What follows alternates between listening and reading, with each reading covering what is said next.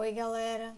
Meu nome é Vanessa, sou residente de Medicina da Família e Comunidade e preceptora do curso de Medicina do Univac. Hoje vamos conversar de um tema que é comum na atenção primária à saúde, mas também bem prevalente no ambiente hospitalar, que é a infecção do trato urinário. Sejam bem-vindos a mais uma aula online. A infecção do trato urinário é a invasão de micro-organismos no trato geniturinário, desde a uretra até o rim, causando uma reação inflamatória que vai causar os sintomas propriamente ditos que vamos elucidar um pouquinho mais durante a nossa aula de hoje. Afeta desde o neonato até o paciente idoso. Quanto ao prognóstico, devemos lembrar de duas variáveis. A primeira seria a defesa do hospedeiro, que vai variar de acordo com o gênero, a idade, o estado eminente do paciente, ou seja, a parte imunológica do indivíduo, o meio em que ele vive, seja ele hospitalar ou comunitário, o uso de dispositivos ou medicamentos que podem facilitar a ação do micro-organismos. Além disso, a gente tem que lembrar da virulência, tá? Os uropatógenos, eles têm algumas particularidades que fazem ele aderir um pouquinho mais e causar a doença propriamente dita. Quanto a esses agentes, temos que frisar quem? O Escherichia coli, 85% dos casos. A Klebsiella, comum muito no ambiente hospitalar, mas também vemos no ambiente ambulatorial. O Proteus, comum em homem e criança, lembrando que ela produz um cálculo de estruvita, tá? Então a gente tem que sempre relacionar aí, principalmente nas questões do nosso dia a dia aí. Os afilococos, que a gente pensa muito na mulher sexualmente ativa, os enterococos e de fungo a gente vai destacar a cândida. Quanto à epidemiologia, a gente tem poucos dados brasileiros nas revisões bibliográficas e nos artigos científicos. Porém, em geral, 150 milhões de casos de infecção do trato urinário são sintomáticos a cada ano em todo o mundo, sendo que 75% são esporádicos e apenas 25% são recorrentes. Quanto às principais complicações da infecção do trato urinário, se destacam a insuficiência renal aguda e a septicemia. Agora, a gente vai falar um pouquinho sobre os fatores de risco. As crianças são fator de risco principalmente no primeiro ano, devido às malformações congênitas. Os idosos, a gente vai destacar os institucionalizados, os demenciados e os que têm limitação motora, certo? A hiperplasia prostática benigna e a incontinência urinária são fator de risco por quê? Porque provoca a estase urinária e vira um meio de cultura, tá? As gestantes, esse é um fator muito importante aí que a gente precisa lembrar. As gestantes, além da estase urinária devido ao útero gravídico, que dificulta o esvaziamento, tem ação hormonal que faz uma dilatação ureteral e diminui também o peristaltismo ureteral. Os pacientes com lesões medulares se relacionam à dificuldade nesse esvaziamento, os imunossuprimidos, os usuários de espermicidas alteram o pH, vaginal e vão facilitar a proliferação e a ascensão dos uropatógenos. Os usuários de sonda vesical é um dispositivo externo que vira um meio de cultura. As mulheres sexualmente ativas também por essa alteração aí do pH e por acabar, às vezes, ocorrendo a contaminação. E na menopausa a gente tem a influência hormonal que vai alterar tanto a parte do pH, vaginal, como da própria flora vaginal. Quanto à classificação, nós temos várias formas de classificar, tá? A anatômica é a mais fácil, a mais didática. A alta, que é a pielonefrite, que é a parte renal, a baixa, que pega mais a região da bexiga. Quanto à clínica, se ela é sintomática ou assintomática, a classificação estrutural, incomplicada ou não complicada. Complicada, a gente destaca aquelas que têm alguma alteração estrutural. Vou citar alguns exemplos aqui para vocês. A obstrutiva, que são a hipertrofia prostática benigna, os tumores, a litíase, a estenose, As anatomofuncionais, a gente vai destacar a bexiga neurogênica, o refluxo vésico ureteral, metabólica, que a gente pensa nas doenças, insuficiência renal, diabetes mellitus, o transplante renal e os usuários de dispositivo externo, que seriam os catéteres. E por último, a classificação por frequência, que é quanto a esporádica ou recorrente, quando tem muita presença aí de infecção do trato urinário, que vamos definir a quantidade um pouquinho mais lá na frente. Começando agora a falar um pouquinho sobre a fisiopatologia, a gente tem que pensar nas vias de disseminação. A principal é a via ascendente, né? A segunda é a hematogênica e, por fim, nós temos também a via linfática. Os micro-organismos uropatogênicos, na sua grande maioria, fazem parte da microbiota intestinal, ou seja, vão fazer a colonização no intestino grosso e na região perianal. Se a gente for considerar a curta distância entre o ânus e o meato uretral, a gente vai perceber a facilidade de ascensão dos micro-organismos ao trato geniturinário inferior. E, a partir dos mecanismos de virulência, vai facilitar a adesão na superfície da mucosa. Como exemplo de mecanismos de virulência, a gente tem o flagelo, que vai garantir a motilidade, as fímbrias, que vão garantir a aderência ao urotélio, e a cápsula, que garante a resistência. Para a defesa, o nosso corpo, né? O indivíduo tem um epitélio urotelial que faz tipo um turnover celular acelerado, que funciona como se fosse uma esfoliação celular, que junto do fluxo urinário busca o combate aos micro-organismos estranhos, né? E aí, quando este mecanismo não é suficiente, vai se instalar o processo infeccioso propriamente dito, que junto daqueles mecanismos da via de disseminação que a gente mostrou no slide anterior, vai facilitar se tornar um processo até sistêmico infeccioso. A estase urinária vira um meio de cultura para a proliferação do indivíduo. Então, assim, por isso ele é considerado um grande fator de risco. A gente sabe também que os antibióticos, a má higiene, a alteração hormonal vai alterar a flora vaginal, que é, na sua grande maioria, composta por lactobacilos, além da alteração do pH. Tudo isso vai acabar facilitando, junto da uretra mais curta, né, uma característica da mulher, a disseminação. Fato este que confirma por que as mulheres são tão propensas a esse tipo de infecção. Além disso, o homem também tem um fator aí que pode auxiliar ele como um fator de proteção, tá? A próstata libera um fluido prostático que é bactericida, tá? Então, assim, é uma característica aí importante para a gente justificar porque às vezes os homens são menos propensos a esse tipo de infecção. Agora a gente vai diferenciar dois termos muito importantes, que é a bacteriúria sintomática da infecção de repetição. Começando pela bacteriúria sintomática, né? Como o próprio nome diz, é uma infecção, tá? Sem sintomas. A paciente vai chegar pra gente somente, né, com um exame laboratorial alterado. As literaturas trazem pra gente a seguinte definição: presença de 2 uroculturas positivas colhidas em amostras consecutivas contendo 100.000 unidades formadoras de colônia da mesma cepa.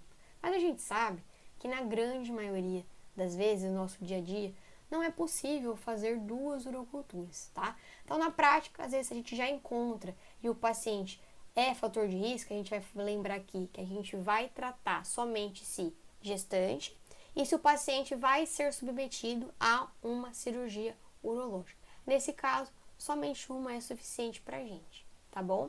Lembrando que, se coleta de catéter, só 100 unidades formadoras de colônia já são suficientes, tá? E se punção suprapúbica, qualquer valor já vai ser suficiente para instituir o tratamento, ok? Agora, da infecção de repetição, tá? É quando ocorre 2 ou mais episódios de infecção em um intervalo de 6 meses ou 3 infecções ou mais em um ano, tá? Isso a gente vê muito em mulheres e, como a gente disse lá no começo da aula, afeta mais ou menos 25% da população. A gente tem que lembrar que não é a mesma coisa de recidiva, tá? Infecção de repetição, ela ocorre em momentos diferentes, tá? Diferente da recidiva, que é às vezes uma infecção urinária aí maltratada ou não tratada adequadamente. E um exemplo muito legal disso é o paciente que acabou os sintomas, ele para de tomar a medicação, tá? E aí pode ocorrer aí uma recidiva, não uma infecção de repetição. E outra coisa, a infecção de repetição, ela só é considerada se a gente tiver exames que comprovam que essas infecções ocorreram mesmo tá? E não é só a parte dos sintomas, tá bom?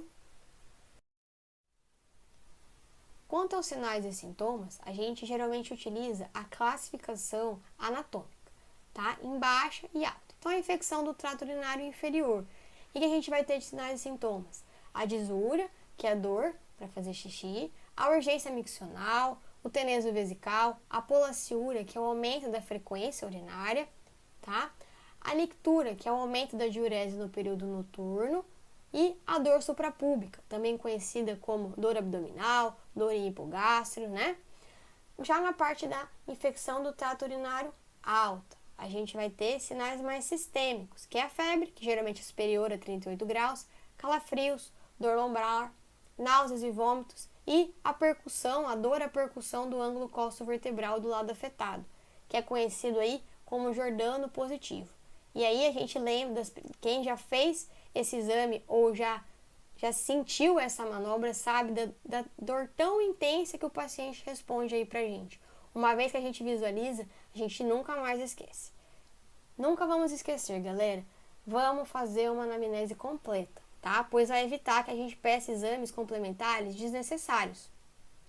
Então, vamos perguntar pro paciente qual a coloração da urina, o aspecto, quantas vezes ele está indo no banheiro por dia, tá? Se teve algum fator causal, se teve relação sexual, se já teve algum fator de risco anteriormente, malformação, tá? Já teve outras internações, se ele bebe bastante água. Então tá, vamos coletar uma história bem feita, para a gente poder instituir um tratamento de uma forma correta, tá? E nem sempre a gente precisa do exame complementar. Então é isso que fica nesse slide para vocês. E um sinal bem importante que a gente pega muito dos pronto atendimentos é a dor, a disúria, geralmente associada a uma irradiação de dorso para a região suprapúbica e até uma irradiação para a região dos testículos no homem. E isso é sinal do quê? De litíase renal, tá? Então, quando a gente vê esses sinais, então a gente vai tratar a infecção do trato urinário e sempre vai pedir um exame complementar para finalizar o diagnóstico. E também já vai fazer uma prevenção. Qual que é a prevenção? Aumentar a ingesta hídrica diária. Agora a gente vai para os nossos diagnósticos complementares, né? Porque o nosso diagnóstico clínico a gente já falou no slide anterior, tá? Para o complementar, então, os inespecíficos, a gente tem o hemograma, que a gente vai ter geralmente uma leucocitose, o VHS e o LDH podem estar bem alterados, muito comum eles estarem alterados no caso de pielonefrite, né, ou seja, de infecção do trato urinário alta, tá? E o exame mais usado no nosso dia a dia, principalmente nas unidades básicas de saúde, é o EAS, tá? É um exame rápido, tá? De baixo custo, que a gente consegue ter sinais, né, alterações nele, como alteração do pH, a presença de leucocitúria, tá? De hematúria, de ter um nutrito positivo ou não. Então, a gente tem achados que conseguem fazer a gente fechar que é uma infecção no trato urinário. O padrão ouro, que a gente vê nas literaturas, é a urocultura. É um exame excelente, que a gente ainda consegue associar ao antibiograma, né? Mas o que acontece? É alto custo e demora um pouco para ele ser realizado, né? E sair o resultado. Então, o que acontece? Ele geralmente é utilizado em casos de recidiva, né? Ou de infecções recorrentes, que a gente tem que ver qual antibiótico é sensível e qual já é resistente. Então, a gente guarda ele um pouquinho aí na nossa caixinha de ouro, tá bom? E esses exames de imagem que eu vou citar agora para vocês, geralmente eles são utilizados para a gente pensar em doenças estruturais. A ultrassonografia de rins e vias urinárias, muito utilizados no caso das litíases renais. A tomografia ou ressonância, tá? Que são bem sensíveis, são muito utilizados em casos de tumores, cistos e até para quantificar, quando a gente faz principalmente com contraste, o tamanho do cálculo, onde ele está, se ele está no rim ou se ele já está descendo, né, no trato geniturinário, tá bom? A urografia excretora é outro exame que a gente pode utilizar e a uretrocistografia miccional, que é muito utilizada em crianças menores de 1 ano, tá? E ele finaliza, né, ele é padrão ouro para o diagnóstico de refluxo vésico ureteral, tá? Agora eu trouxe para vocês aqui uma questão muito importante. Nitrito positivo sempre? Não, né, galera? A gente sabe que não é todas as bactérias que têm a capacidade de reduzir o nitrato para o nitrito, tá? A gente sabe que o principal agente faz isso, que é a Escherichia coli, as Klebsiellas, o Proteus e a Pseudomonas. Mas, se a gente tem um nitrito negativo, né, não exclui que não é uma infecção do trato urinário, tá? Ele só ajuda quando ele é positivo, tá? Se ele é positivo, a gente consegue fechar, né, o diagnóstico com um pouquinho mais de certeza, tá? Mas não é que sem ele a gente também não vai conseguir fechar o quadro, tá? Então tudo é um conjunto. E lembrar que a presença de piúria no EAS não é indicação absoluta de infecção do trato urinário, tá? Porque a piúria é presente na tuberculose urinária, na calculose renal, nos casos de vulvovaginites, tá? E na cistite química e uretrites. E uma coisa que eu esqueci de falar para vocês, tá? Nos slides anteriores, que quando a gente vê uma disúria isolada, a gente também pode pensar nas ISTs, né? Que é infecção sexualmente transmissíveis, tá bom? Então é um diagnóstico diferencial importante aí pra gente. Como eu já comecei a falar um pouquinho para vocês, esse slide traz a parte dos diagnósticos diferenciais. Na parte da infecção do trato urinário baixo, a gente pensa na uretrite, na vulvovaginite e nas infecções sexualmente transmissíveis. E na parte da ito alto, vamos lembrar da doença inflamatória pélvica, tá? Da colecistite e da apendicite. Lembrando, né, que essa é uma dor abdominal, ela pode ser irradiada, começar de um lugar, migrar para outra, tá? Então, às vezes, confunde o nosso diagnóstico aí. Então, assim, sempre importante temporalizar quando que começou, onde que começou, quais são os sintomas, qual começou primeiro, qual começou depois, para ajudar aí e guiar nosso diagnóstico adequado. Galera, esse slide aqui eu trouxe pra gente falar um pouquinho sobre os cuidados na coleta da amostra. Mas antes de eu falar ele propriamente dito, eu vou falar uma coisa muito importante, tá? O diagnóstico clínico vem sempre na frente, ele é primordial, é ele que nos guia, tá? Então, a gente tem que orientar que essa amostra seja feita de uma forma adequada para ele não nos confundir no diagnóstico clínico. Tem que nos ajudar, não nos atrapalhar. Um exemplo clássico disso é o paciente não fazer a higienização, tá? E não despejar o primeiro jato. Então, às vezes, vai ter um aumento em uma leucocitúria que não é real, é por contaminação, tá bom? Então, quais são as principais regras? Coletar a primeira urina da manhã, ou após o mínimo de 4 horas de retenção urinária. Alguns artigos também trazem que 2 horas é suficiente para que ocorra a proliferação bacteriana. A higiene da região genital apenas com água e sabonete, desprezar o primeiro jato urinário e coletar ela em jato médio. Fechar bem a tampa do frasco coletor para evitar vazamentos e entregar o material no laboratório o mais rápido possível, com no máximo 2 horas após a coleta, mantendo sempre aí resfriado, tá bom? Então, lembre-se sempre, gente, diagnóstico clínico vai sempre, a clínica é soberana, não é verdade? A gente aprendeu isso na semiologia médica. Galera, tá acabando. Agora a gente vai falar um pouquinho sobre o tratamento. Quais são as medicações que a gente vai utilizar? Que são os antibióticos, né? O sulfamethoxazol, trimetoprim, que é o Bactrim, a gente vai utilizar na dose de 800 a 160 miligramas. Lembrando que os comprimidos das unidades básicas de saúde são 400 por 80, então a gente geralmente faz 2 comprimidos de 12 em 12, tá bom? A nitrofurantoína, que é a macrodantina, 100 miligramas de 6 em 6 horas. De quinolona, a gente traz aí para vocês o ciprofloxacino e o norfloxacino, tá? São boas medicações. A cefalexina, que são cefalosporinas de primeira geração, tá? A gente também tem na nossa unidade. E a fosfomicina, tá? Que ela é dose única. Eu trouxe essa medicação para vocês, a gente não tem na unidade de saúde, mas os artigos científicos mais recentes trazem ela, outros fazem até que ela é padrão ouro, mas assim, por quê? Além de ela ser mais moderna, obviamente, a gente tem que lembrar que ela é dose única. E eu falei para vocês, em vários slides aqui, que o paciente geralmente, ele passa os sintomas, ele para de tomar a medicação, tá? Então, nesse caso, como é dose única, tá? Vai aumentar a excelência aí no tratamento, tá bom? Os antimicrobianos que a gente vai utilizar na gravidez, que são comprovados, tá? Por estudos, tá? E a Anvisa libera a cefalexina, a ampicilina, a amoxicilina e a nitrofurantoína. Eles podem ser utilizados com segurança, tá bom? Os antimicrobianos nas crianças é o Bactrim, a nitrofurantoína e as cefalosporinas de primeira geração também podem ser utilizadas, que a gente também tem a cefalexina em solução, tá bom? Lá na unidade. Aqui eu trouxe mais para curiosidade de vocês, tá bom? O fluconazol, 150 mg dia, de 7 a 14 dias, e a anfotericina B, 0,3 mg dia, dose única, geralmente a gente utiliza, né, quando a gente tem uma causa fúngica, tá bom? Muito utilizado nos pacientes imunossuprimidos. Agora, em letra maiúscula aí, para vocês não esquecerem, que o estriol tópico, que é o estrógeno, eles podem ser aplicados por via intravaginal à noite 2 vezes na semana, tá? Geralmente a gente faz por 7 a 14 dias, tá? Diverge um pouquinho nas literaturas.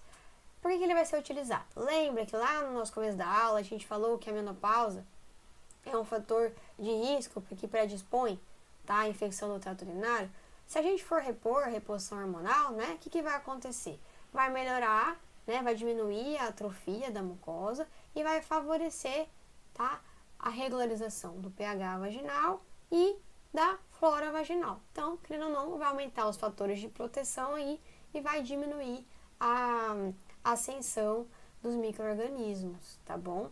Então, a gente nunca pode esquecer aí que em casos de paciente, idosa, mulher, com dificuldade no tratamento ou com infecção de repetição, tá? A gente tem que sempre fazer uma tentativa aí e ver se já não vai resolver o problema dela, tá? Não só com antibiótico terapia, tá? Só tem que lembrar que existem contraindicações para esse uso, tá? Suspeita de câncer de mama, neoplasias e estrógenos dependentes, sangramento vaginal, em casos de tromboflebites e distúrbios tromboembólicos, tá? A gente não pode fazer o uso dessa medicação, tá bom? Vocês acharam que eu iria esquecer de lembrar vocês sobre o tempo certo? Não, vamos lá, tá? A infecção do trato urinário baixa e é não complicada, geralmente a gente faz o tratamento de 1 a 7 dias, tá?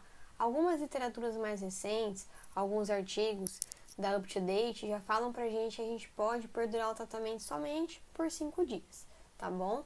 A infecção do trato urinário alta ou a infecção do trato urinário que é complicada, geralmente dura o tratamento de 10 a 14 dias. Em alguns casos, principalmente hospitalares, com algumas outras comorbidades, a gente pode chegar até 21 dias, tá? No caso da uretrite também, a gente pode chegar, então, a 21 dias. A gente não pode esquecer disso, tá bom? E, importante, tá? Que eu coloquei aqui pra vocês. A diferença da via oral ou endovenosa, tá? Na grande maioria das vezes, no nosso dia a dia, quando a gente diagnostica, a gente geralmente faz o tratamento via oral, tá? A terapia endovenosa, ela é mais usada nos casos da pielonefrite, tá? Ou em casos de recidiva, de piora do quadro, tá? Que a gente começou a medicação via oral e falhou, mas em casos de mal-estar geral, febres, calafrios, tá? É uma leucocitose muito importante. A gente geralmente inicia a terapia endovenosa. Ah, professora, mas a gente vai usar a terapia endovenosa todos os dias, por 14 dias? Não, né, gente? A gente pode utilizar, né? A gente vai sentindo como o paciente tá. A gente reavalia o paciente diariamente, né? Mas, no geral, a gente geralmente faz 24 a 48 horas endovenoso. E se o paciente tem uma melhora clínica importante, a gente passa a terapia para via oral, termina em casa, né? E aí a gente faz uma urocultura de controle aí nesses casos, quando faz a utilização da terapia endovenosa, para a gente garantir que o tratamento foi feito com maior excelência, tá bom? E na infecção de repetição, galera, a gente usa ou não usa antibiótico? Já vai iniciar? Bom, vamos sempre ter cautela no uso do antibiótico de forma indiscriminada, né? Mas a gente tem que pensar, o paciente está tendo muita infecção urinária, né? Tá tendo infecção urinária de repetição. Ele tentou as medidas comportamentais, fez as medidas, está ingerindo água suficiente, não tem outra doença estrutural. A gente pode fazer uso da medicação, lembrando que a duração é de 3 a 6 meses, tá bom? Senão pode causar hepatotoxicidade, nefrotoxicidade, tá? E outras complicações. As principais medicações é a nitrofurantoína, que é a macrodantina, 100 mg dia, tá? O Bactrim, 400 por 80 mg dia. o norfloxacino, que algumas literaturas trazem 200, outras 400, mas em geral a gente pode começar com 200, e a cefalexina, 200 miligramas dia. E o tratamento vai de 3 a 6 meses, tá bom? A gente vai reavaliando, tá bom? O paciente, se ele vai ter, como que ele vai ficar. E, independente, se eu instituir antibiótico para ele, mesmo assim, ele não pode largar a mão das medidas educativas aí que a gente vai mostrar para vocês agora. Para prevenção, tá, das infecções do trato urinário, ou seja, evitar, a gente tem que se cuidar, tá? Então, vamos aumentar a ingesta hídrica, tá bom? Não demorar para urinar, sempre que tiver vontade, não ficar segurando, evitar utilizar roupas apertadas, incentivar o uso dos lactobacilos via oral, o cranberry, tá? Que algumas literaturas mais antigas eram contra, tem vários estudos aí, mas os estudos mais recentes, quando comparado ao placebo, percebe-se que tem uma melhora. E o principal mecanismo de ação seria que ele evita que os patógenos vão aderir à mucosa, tá? Então ele dificulta a invasão, tá? Por isso que ele é utilizado aí como uma medida, tá? Para prevenir a infecção do trato urinário, tá bom? A higienização pós-coito, tá? Pode ajudar, mas também tem que lembrar que a higienização e excesso também pode alterar o pH, então assim, a gente tem que incentivar a higienização, mas com os sabonetes adequados, tá? Não usar substâncias muito alcoólicas para não alterar o pH, tá bom? Um sistema fechado, estéreo, tá bom? E a gente tem que evitar a automedicação, galera. A gente acha muito na nossa prática. Pacientes que têm resto de antibiótico em casa e começa a fazer o uso, aí quando chega, já vai na unidade hospitalar, já teve uma piora, tem uma resistência bacteriana, e aí a gente observa cada vez mais a resistência bacteriana. Então vamos deixar o antibiótico para usar quando realmente for necessário e quando for indicado por um profissional médico, tá bom? E agora alguns pontos principais só para a gente finalizar, tá? A preocupação global é sobre a disseminação de uropatóides resistentes, tá? Então evitar a antibiótico terapia indiscriminada. Na cistite, o diagnóstico clínico é suficiente, tá? Vamos fazer uma urocultura somente se dúvida no diagnóstico, se falha terapêutica, ou sim em caso de casos complicados, recidivantes e na pielonefrite. Considerar a nitrofurantoína e a fosfomicina como a terapia de primeira linha para cistites. Lembrar que o Bactrim e a cefalexina estão disponíveis na nossa unidade de saúde e podem ser utilizadas, tá bom? As quinolonas ainda são as drogas de primeira linha para a pielonefrite aguda. Os aminoglicosídeos e os beta-lactâmicos são utilizados se necessários também, tá bom? Ito recorrente tem uma causa multifatorial, a gente sempre tem que fazer a profilaxia sem os antimicrobianos e depois iniciar os antibióticos se for necessário, e a urocultura de controle é desnecessária, tá? Em pacientes saudáveis que alcançaram a resolução dos sintomas após ter sido submetidos ao tratamento. Exceção em gestantes, se persistência dos sintomas, em itos recorrentes e no caso de pielonefrites, tá bom, galera? Aqui eu trouxe as referências bibliográficas que eu usei para vocês, tá bom? E aí, pra gente finalizar, fechar com chave de ouro, eu só quero deixar um recadinho para vocês nesse momento que a gente tá passando. Não se esqueçam de se proteger, tá? A gente recebeu aí uma informação que o Mato Grosso tem um dos piores índices de isolamento social. Nós somos profissionais da saúde, galera. A gente precisa incentivar o isolamento social, tá? Para tudo isso acabar logo, tá? Pra gente reduzir o número de pacientes com contato e assim a gente conseguir retornar logo às nossas atividades, tá bom? Qualquer dúvida, eu estou à disposição. Galera, eu quero agradecer a atenção de vocês, tá? Estou à disposição para qualquer dúvida, questionamento, podem entrar em contato comigo. E eu espero que a gente esteja junto aí logo para a gente poder colocar em prática, tá? Todas as informações e todos os conteúdos que a gente está aprendendo aqui nas nossas aulas online, tá bom? Tchau, tchau!